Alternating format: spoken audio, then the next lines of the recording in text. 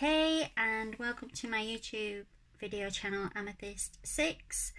I've been trying to make this video for about 3 days and I haven't been able to do it for a variety of reasons. The technology and my equipment has been going a bit haywire.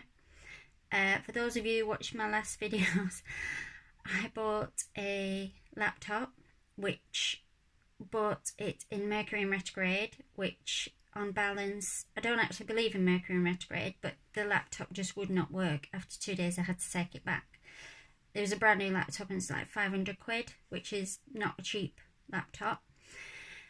So then I bought what I thought was a laptop but turned out to be a Chromebook, which is something completely different than a laptop. But I won't go, long story short, I can't do anything on it apart from the Google stuff. So I have to find a way of recording on my Chromebook.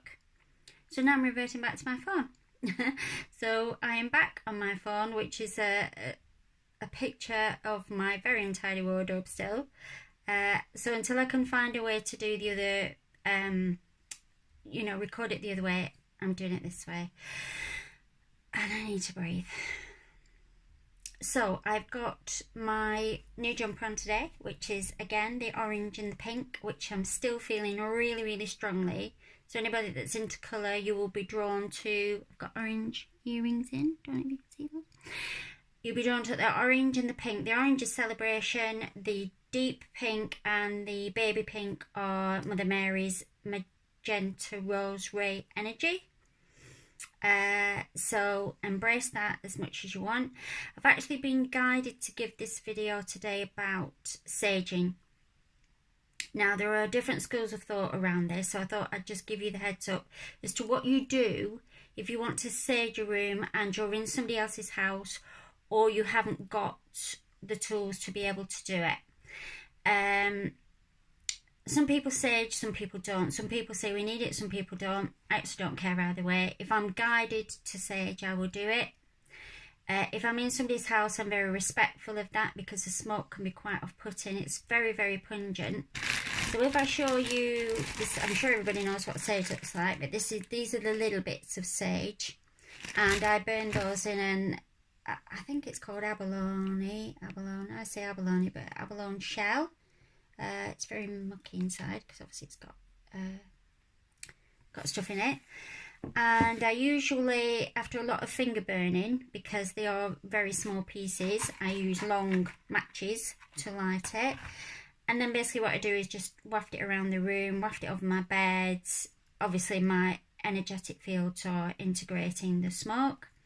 So when I'm in my own room, that's absolutely fine.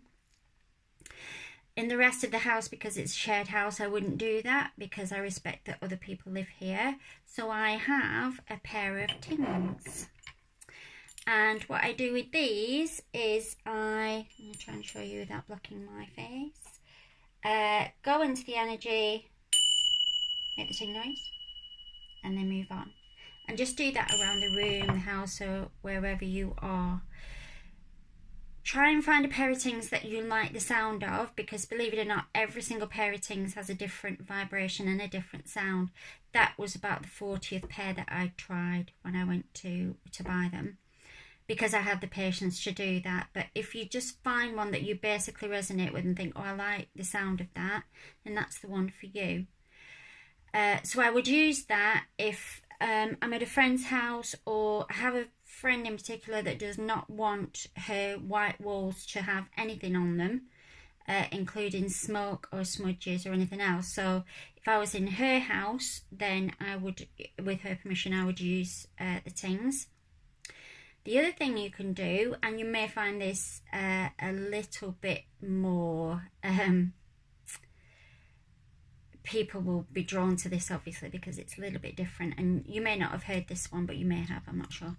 So everybody has an energy signature, and everybody has a tone that they can use as a sound vibration to help them. So sometimes when I'm meditating, the sound will come out, or I will be trying to balance something. So when I use my energy tone, it would be, so mine is Mm-hmm.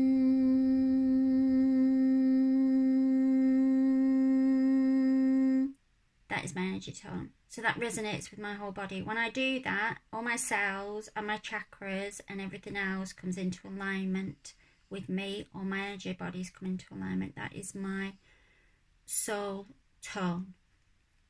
So if I'm in a place where I can use the soul tone and the crystal, because a crystal is the only thing I've got. I haven't got my tings and I haven't got my sage. You can use the crystal, bring the sound through the crystal to clear the energy in the room. Okay, so you would make the sound of your soul tone, which is and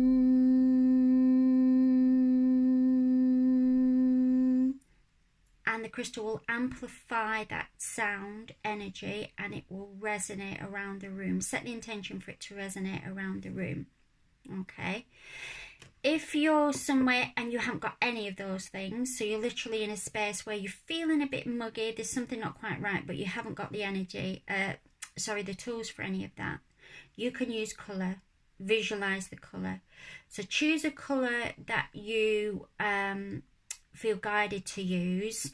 The most popular ones I would say are pink and blue and green. Blue and green healing, pink for unconditional love.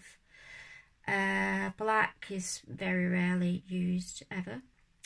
But if you want to mix the colours, you can do. So you can visualize. If you're good at visualising, this is a brilliant one. But if you're not so good at visualising, then obviously just keep it as basic as possible and just choose one colour. So I might bring pink in and then green afterwards for the higher heart chakra.